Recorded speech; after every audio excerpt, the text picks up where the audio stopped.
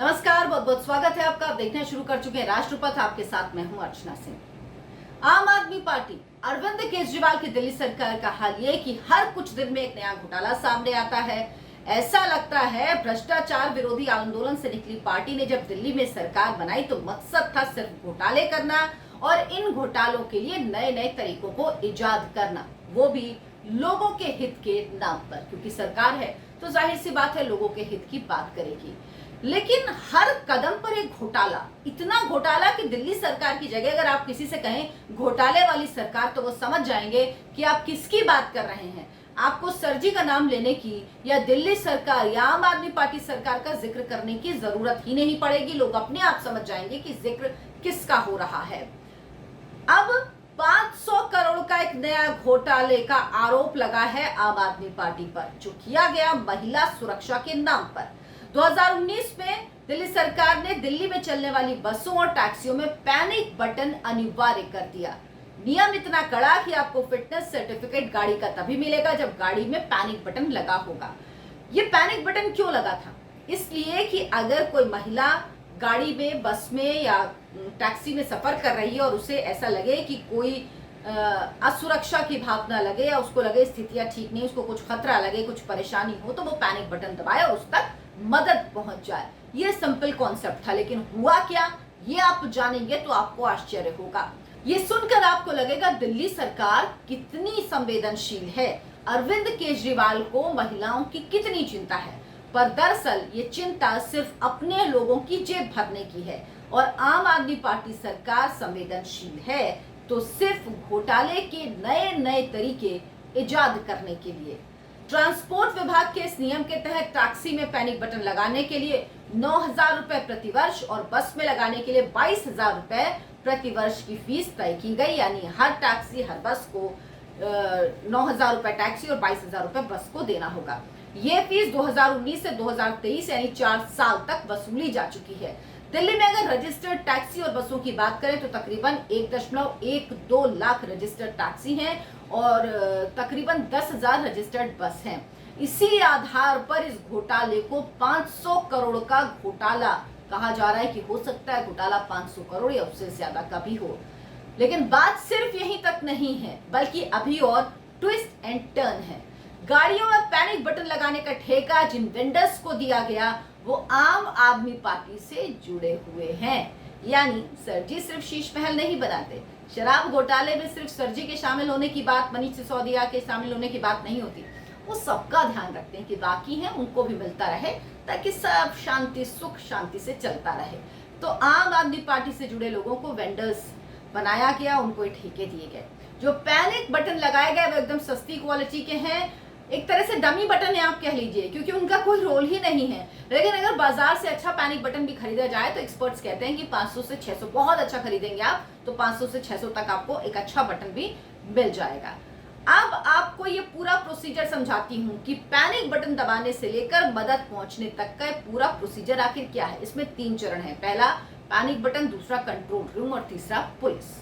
जब महिला खतरे को भांपकर पैनिक बटन प्रेस करेगी, मानिए कैब में आप हैं और आपको लगा कोई खतरा, आपने पैनिक बटन प्रेस किया, तो इसकी इंफॉर्मेशन जो कंट्रोल रूम होती है वहां पर जाएगी। कंट्रोल रूम को जैसे ही ये जानकारी मिलेगी तुरंत वो जानकारी पुलिस को पास करेगी। पुलिस तुरंत कार्रवाई करते हुए मदद के लिए स्पॉट पर पहुंच जाएगी। ऑन द स्पॉट मदद उसको मुहैया कराई जाएगी। ये पूरा इसका तरीका है। इसमें अगला ट्विस्ट ये है कि ये सिर्फ पहला चरण ही है जिस पर काम किया गया, यानी सिर्फ पैनिक बटन लगाया गया। दूसरे और तीसरे चरण का तो कोई अता पता ही नहीं। यानी पैनिक बटन तो लगे लेकिन कंट्रोल रूम का अता पता नहीं, ना ही पुलिस को सरकार की किसी ऐसी योजना की कोई जानकारी। यानी जिसको मदद करनी है, मौके पर पहुंचकर कार्रवाई करनी है, उस पुलिस को इस बारे में जानकारी नहीं। अब बताइए, जब पुलिस को पता ही नहीं है तो वो मदद कैसे करेगी? वो ऑन द स्पॉट कैसे पहुंचेगी जब उस तक कोई जानकारी ही नहीं पहुंची? यानी काम सिर्फ पहले चरण का बटन लगाने का किया गया, क्योंकि इसमें वसूली होनी थी, इसमें पैसे मिलने थे और अपने लोगों को फायदा पहुंचाया जाना था। बाकी ये सिस्टम काम करे ना करे, कोई महिला मुश्किल के वक्त में पैनिक बटन दबाती रह जाए ये सोचकर कि उस तक तुरंत मदद आएगी, वो कोई और तरीका ना अपनाए और उसके पास मदद पहुंचेगी ही नहीं, क्योंकि ट्रांसपोर्ट डिपार्टमेंट ने कोई कंट्रोल रूम स्थापित ही नहीं किया, यानी जो सेंट्रल कमांड रूम होता है जहां पर ये पैनिक बटन की इंफॉर्मेशन पहुंचे, वो रूम स्थापित ही नहीं किया गया। तो वो महिला सोचती रह जाएगी, परेशान रहेगी, कोई और उपाय नहीं करेगी, लेकिन उस तक कोई मदद नहीं पहुंचने वाली। कोई दुर्घटना घट जाए, इससे सरकार को कोई लेना देना नहीं। इस सिस्टम के काम करने या ना करने से सरकार को कोई सरोकार नहीं। ये सिस्टम सिर्फ और सिर्फ घोटाले की नीयत से लाया गया।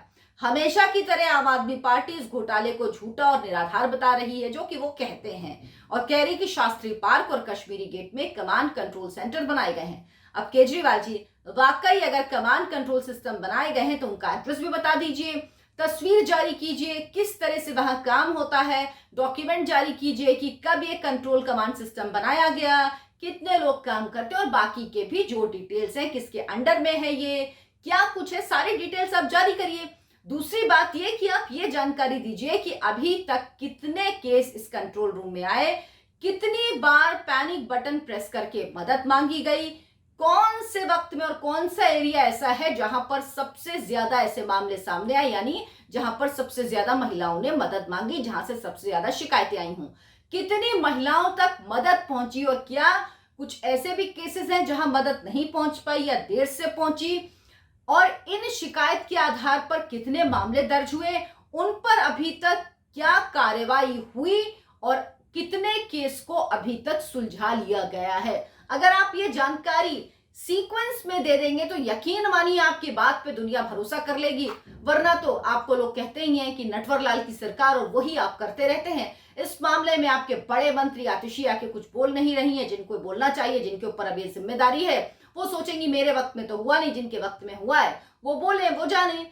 केजरीवाल जी, लेकिन आपसे मेरी गुजारिश है कि आप ये पूरे डिटेल्स प्रेस कॉन्फ्रेंस करके बता दीजिए, या आप लोग सोशल मीडिया का बहुत अच्छा इस्तेमाल करते हैं, आप सोशल मीडिया पर एक पोस्ट कर दीजिए और उसमें सारे डिटेल्स दे दीजिए, दूध का दूध पानी का पानी कर दीजिए। लेकिन प्लीज आपसे गुजारिश है, कोई हवाई बात मत कीजिएगा, वही घिसा पिटा तरीका जो आप कहते रहते हैं, कोई घोटाले, जाहिर सी बात है आप क्यों मानेंगे, शराब घोटाले की बात करो, आप बात करते हैं कि मनीष सिसोदिया ने स्कूल बना दिए, शीश महल में आप मुंह में टेप लगा लेते हैं, उसमें तो आपके मुंह से आज तक एक शब्द नहीं निकला। अगर जासूसी कांड में आप बोलते नहीं हैं, जो जल विभाग का घोटाला उसमें आप बोलते नहीं हैं, आप ट्रांसपोर्ट के, और ये पहला घोटाला नहीं, डीटीसी बस घोटाला, उस पर आप बोलते नहीं हैं, क्लासरूम घोटाले पे आप बोलते नहीं हैं, लेकिन इस पे प्लीज आप ना कोई गोल गोल जवाब मत दीजिएगा। सबसे बड़ी बात यह है कि ये लग रहा है कि घोटाले में नए नए तरीके अपनाए जाते हैं, आप हर घोटाले से इनकार करते हैं, आप मना करते हैं, लेकिन सवाल ये उठता है कि क्यों आपके लोगों को जमानत अदालत से नहीं मिलती। सत्येंद्र जैन जी बाहर आए हैं, किस आधार पर जमानत मिली ये आपको भी पता है।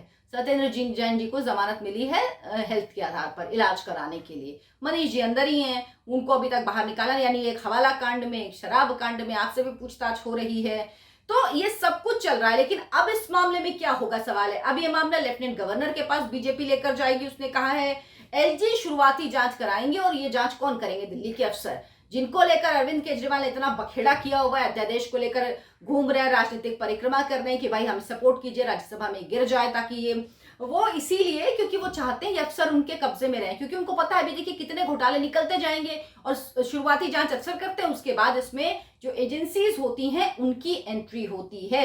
यही वजह है कि अरविंद केजरीवाल चाहते हैं कि अफसरों की ट्रांसफर पोस्टिंग उनके हाथ में रहे, ताकि एक के बाद एक जो घोटाले सामने आ रहे हैं उन्हें वो दबाते रहें, या कम से कम दबाव तो बना ही लें, ये पूरी मंशा है उनकी। लेकिन ये जो घोटाला महिला सुरक्षा के नाम पर किया गया है, ये अरविंद केजरीवाल सरकार का एक और घोटाला है। इंतजार करते जाइए, मुझे लगता है कि ऐसे ऐसे घोटाले सामने आएंगे, इतने नए नए तरीके के घोटाले सामने आएंगे इस देश में, जो शायद पहले कभी किसी ने सुने नहीं होंगे। मेरे वीडियो को लाइक करें, शेयर करें और चैनल को सब्सक्राइब जरूर कर लें। नमस्कार।